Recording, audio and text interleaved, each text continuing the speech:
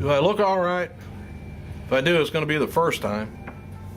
Hey, thanks for clicking the Reddit D-Rose report, you wrestling fans. You on Saturday night, January 14th, Evolve. This is kind of a strange deal. Evolve Promotion ran what is believed to be the final professional wrestling event ever held in the old ECW arena.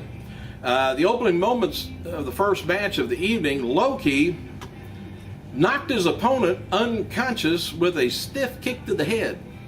Gabe Sablowski had this to say about on Paul Heyman's Heyman'sHustle.com about the situation. From the very beginning of the day, Low-Ki was high-strung. It seemed like he was walking into an octagon and not a professional wrestling ring. Later he commented, he said, and then in the very first move of the match, Low-Ki charged out of his corner like a mad bull and kicked Atu right in the skull and knocked him fucking out, he says. Sablowski revealed a strong style of pro wrestling shown by Low-Ki at the Evolve show, says that there's big things to come in 2012. Low-Ki, he says, opened my eyes to a strong style of professional wrestling, and a lot of people in the business may not be able to handle it, but there's an elite group of wrestlers who can really go, so to speak, and Low-Ki seems to be one who can help pro wrestling truly evolve into 2012 this year. So what's your opinion? Can there really be, let's say, an UFC, my fault, UFC type wrestling show? Not, it don't have to be an octagon. It could be, but I mean, people get in there and do true wrestling. No scripts, no whatever. Just get in there and actually, I mean, it could take, if people really got in there and got rough enough, you could pop arm, elbows out of sockets, shoulders out of sockets. Hell, even actually concussions. Maybe they'd have to put a little bit of rules and regulations, but actually, if you ever seen the very first UFC, there was hardly any rule at all. Now there is, for safety reasons, but then I think the only thing there was no eye gouging or something. Maybe biting, I'm not sure.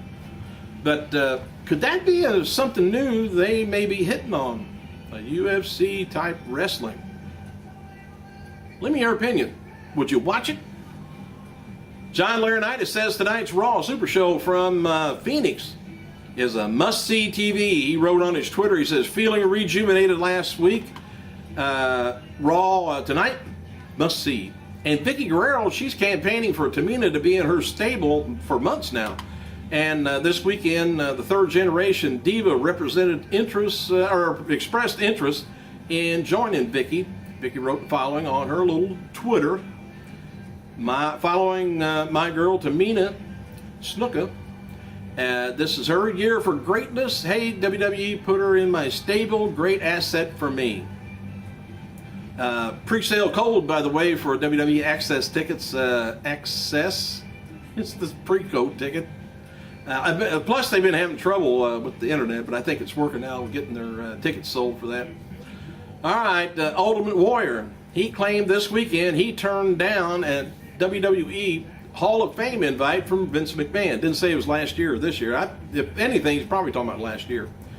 Anyway, a fan asked WWE champion CM Punk what he thought about the chances of Ultimate Warrior accepting the Hall of Fame invite. Punk replied the following on his message, was retweeted by the Warrior. He says, 0. Why would he? And then Warrior later followed up in regards to the Hall of Fame. He says, achievements worth honoring should not also be shit upon by the very people who desire bestowing honor. He's always strange with it. Anyway, he says, that is shit this honoree won't eat. Hey, Warrior, he didn't invite you to lunch or anything. Just put you in the Hall of Fame. They ain't gonna hurt you. Plus, he worries about Vince. What about the fans, Ultimate? You don't care about them either? They'll show up, get the honor, and do something, to satisfy fans. Instead of worrying about yourself and little old Vince. My fault, shouldn't have went off on you.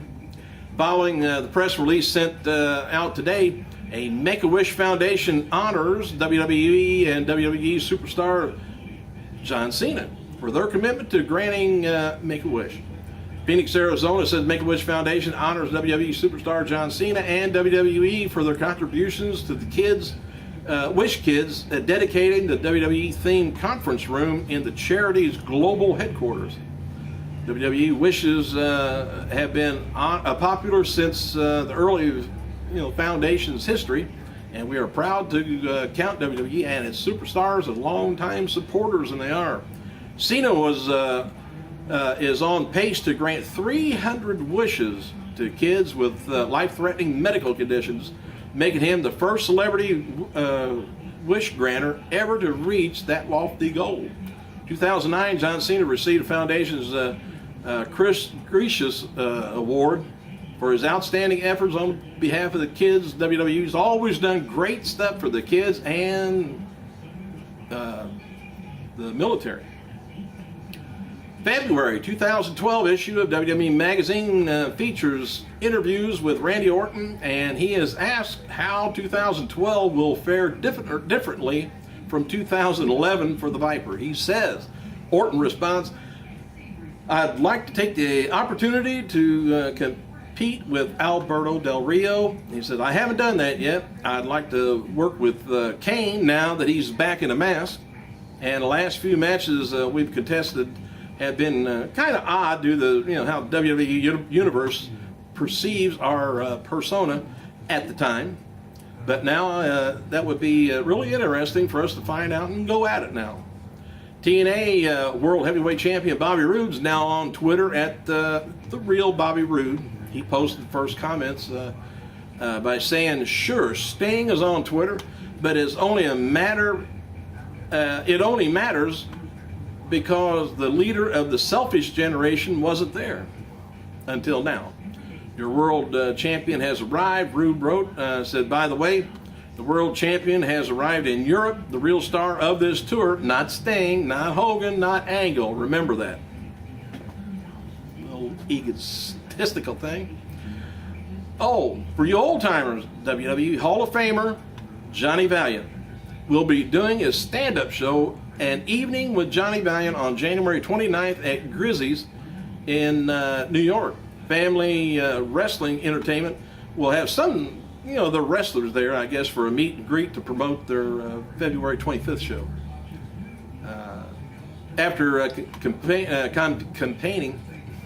campaigning for the World Heavyweight title shot against Daniel Bryan on Twitter this weekend, William Regal responded to a fan's criticism and says the fan wants to see him get a shot.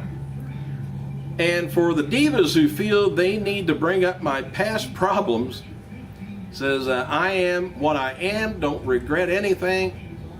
It's what makes me me." You know what, I got to bring this up too. That people always say, "I am what I am." Well, I get tired of people saying, "End of story." Most of the time it's not, but they always say, "End of story, period." Hell with it. I don't want to hear the story. Says, "I am over 800 tweets, and overall verdict, apart from the few faceless keyboard warriors, is that they would like to see this happen." William Regal. At one point this year, Big Show Mark Henry for the World Heavyweight title was discussed for WrestleMania 28. Show likely will end up going against NBA legend Shaquille O'Neal. If they're going to try and make that a surprise, better come on. Hell, everybody's going to find out about the match. And word is, Ted DiBiase, I think I mentioned this on Saturday's report, an arm injury this weekend.